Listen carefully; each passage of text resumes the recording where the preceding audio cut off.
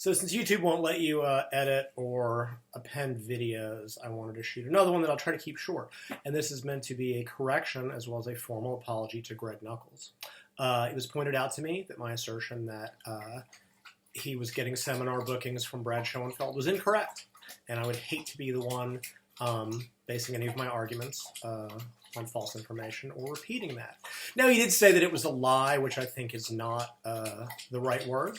Right? A lie is when you meaningfully misrepresent something, and my mistake was in assuming it without fact-checking it, and I will take full responsibility for that. But that is not a lie. Now, if I continue to repeat it, knowing the facts, that would be a lie, and I won't. I'll never bring it up again. I mean, clearly he has a different reason for defending the crap statistics in Brad papers, and I'll allow him to provide that illumination. But it wasn't seminar money, and I want to make that very clear, right? Because a lie is when a researcher knowingly misrepresents the data of a study to change its conclusion. A lie is when someone like James Krieger asserts that a reference book exists showing that his BF10 values of 3 are worth something. Those are knowing misrepresentations. What I said was wrong, and I take full responsibility. I want to apologize to Greg. When I found this out, I attempted to make a correction everywhere I had posted my video on my website, in both the comment section and the text description of my original video, in every place I posted it on Facebook, in my Instagram. I also emailed him. I was not able to put it on his wall personally, so I wanted to make sure that he and people involved with him saw it, that I acknowledged that I was incorrect. Because, see, when you're intellectually honest, you make a mistake, that's what you do. So, once again, I misspoke. I should have fact-checked before I made that claim. I owe Greg an apology, which I'm giving right now, and I will never make that claim again. Now, but this allows me to issue a fourth challenge to Greg himself, which is this. Greg, why don't you hold everyone else in your circle to the same standards that you hold me?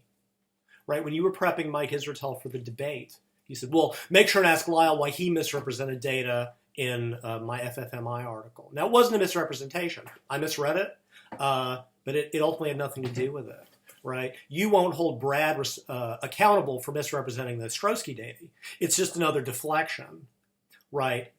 But that's all Mike brought to the table, so you had to prep him for that. I'm actually studied, didn't bring it up, but no matter. And I corrected that article, right? Once you made me aware of the mistake, I corrected that article and gave you credit for it. But I challenge you to hold them to the same standard as you hold me. For the same reason that, like I said, I made a mistake in saying that Brad gets you seminar. That wasn't a lie, because it wasn't a knowing misrepresentation. Why are you not holding Brad or James responsible for what they did? Why have you not held Brad responsible for misrepresenting the Ostrowski data to reverse the conclusion? And he knowingly did it. And I've posted the email exchange I had with him. I know he knew that he was making. Why are you not holding James responsible for lying about this reference source that doesn't exist? And again, I'll say if he sends it to me, I'll apologize to him too. But I'm not going to hold my breath. So that's my challenge to you, Greg. I don't mind you coming at me and holding me to a high standard.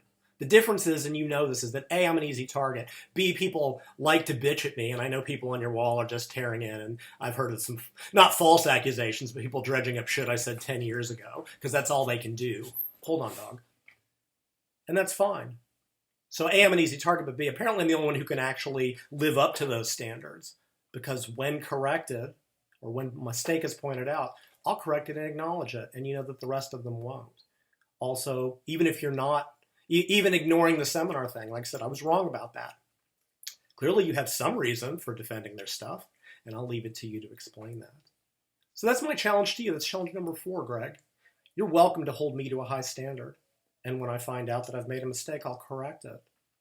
But for the love of God, hold the others in your circle to the same standard, because until I see you coming at them, you're just targeting me because it just makes another easy deflection. Because in focusing on that one bit, that was the mistake of my video, it allowed you to ignore all the other points. And that makes you just as bad of a guru as them. So we have 4 challenges now. Number 1, Brad Schoenfeld, blind yourself to the ultrasound on your next study, and bonus points, register it. James Krieger, send me the reference showing that BF10 of less than 3 means anything.